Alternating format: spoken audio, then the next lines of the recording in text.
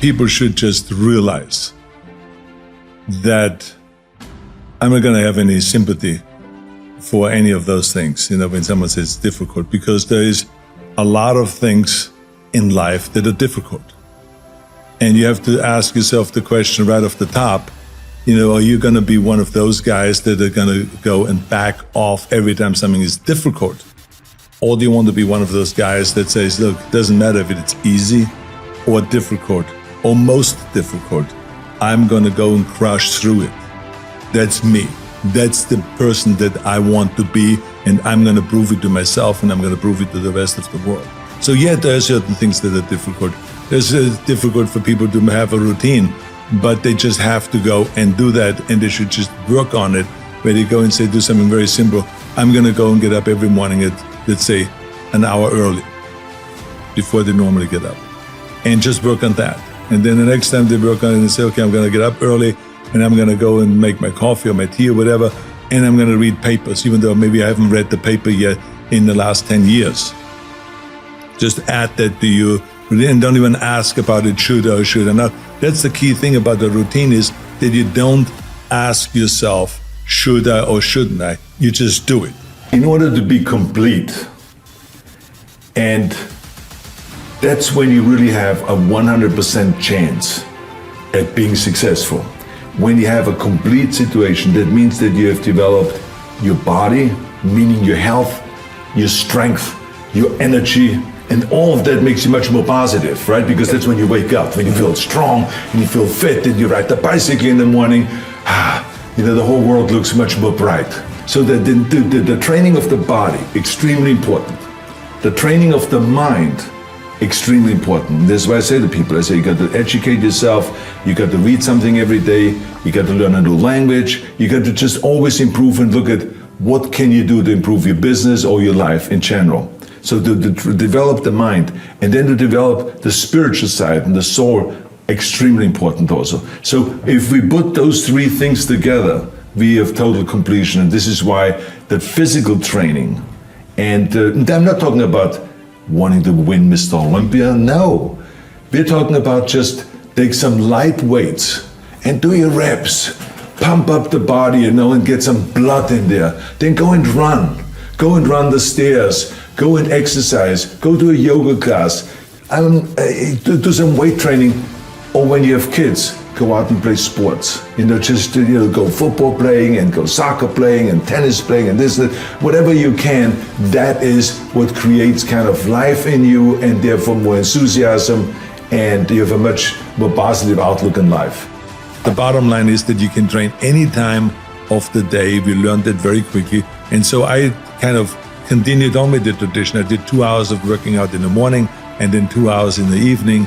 And that routine was automatic. I didn't even think about it. My entire time in my bodybuilding career, I always trained twice a day, and never ever did I ask myself the question, should I go today and do the evening training?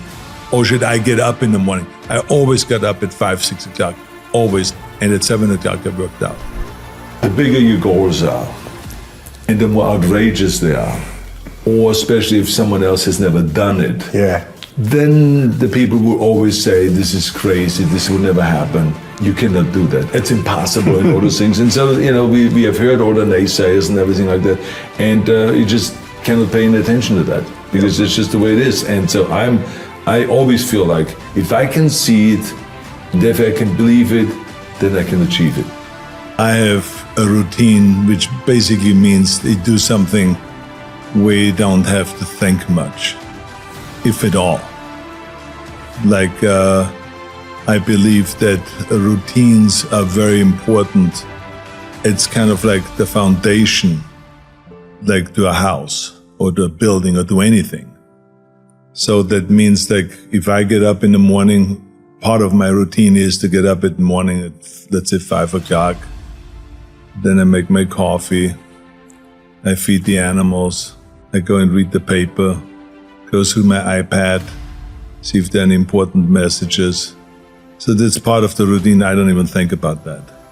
I also, part of the routine is that I have my bike already mounted on the back of my car. I drive down and then take it off and I ride with the bike to the gym in the morning around 6 o'clock or so.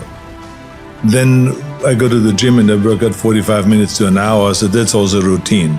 It's always kind of the same thing, to do arms and deltoids one day, and the next day the chest and back, and calves and all the stuff I do every day, and form a little bit, and abs, of course, every day. And then it repeats itself. And I do this the whole week. And then what is also routine is that at night, I do some extra cardiovascular work before I have dinner. So I go in my home gym here, I go upstairs and go for half an hour and do the arm cycle, or the treadmill, or the life cycle, or something like that is cardiovascular. And the idea is to burn enough calories so that when I eat dinner then, which is very minimal, that it is, I don't have to really worry about calories or gaining weight, because the older you get, the faster you gain weight and the more the body picks up because your metabolism is slow. So you have to be very careful with that. So those are kind of routine things that I do.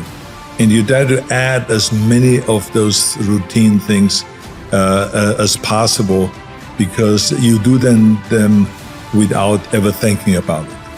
And that's what we need to do. There are certain things that we need to do that is supposed to be a routine, that's supposed to be kind of part of your daily schedule without you having to think about it. And so that's basically my kind of routine, and I'm a big believer in that. I think the biggest mistake is that you go to the gym and you go through the motion, but you don't really have your mind inside the muscle. So when you do a bicep curl, I can't just stand there like this. Yeah, you can. I've seen the guys training with me also 4 hours a day, 5 hours a day, but they look like shit. And why did they look like shit? It's because they didn't concentrate. They did the same exercise, but they stood like this, and then they looked sideways, kind of like they were bored, because they didn't even know why they were training. They were not inside that bicep or inside that lat when you do the rowing and you pull back and you flex the upper back and the center back, and then you let it down and you stretch it and you think about that the wing is coming out now, or like a curtain is opening up. We always thought about the curtain, right? This is when we did our lat spread. So you got to think about those things. When you do calf raises, and I do my donkey calf raises, I got to be inside the calves and to make them split, to make them open up when those guys sit on top of it. First 3 guys, then I have one guy jump off, and with 2 guys, then I have another guy jump off, and then there's one guy left on my back sitting and doing donkey raises. Some people looked at it and said, this guy's doing some kinky singing. But anyway, there was something else. There were the strangers, they didn't know what we were doing. But I tell you, you got to be inside the muscle. The same is when you do chest. I mean, when I'm finished with a bench press, immediately I step in front of the mirror and I flex. I hit the shot. I want to see everything, how it works, right? And the same is with the cable crosses. When you do afterwards cable crosses, I want to always see what happens. Because I was so enthusiastic about, achieving my vision and turning my vision into reality, and winning one championship after the next, there was always excitement and enthusiasm there. So when I went into the gym, I put my gym bag down and I immediately attacked the weights. There was many times we started out by doing maybe 3, 4, 5 minutes of ab work in the beginning to warm up, to do maybe 500 Roman chair sit-ups or something like that to warm up, and then we got right into it, or we go right into the whole thing. But it was right away, warm-up set, then the next weight up, boom, boom, all the way to the top until you just can't do it.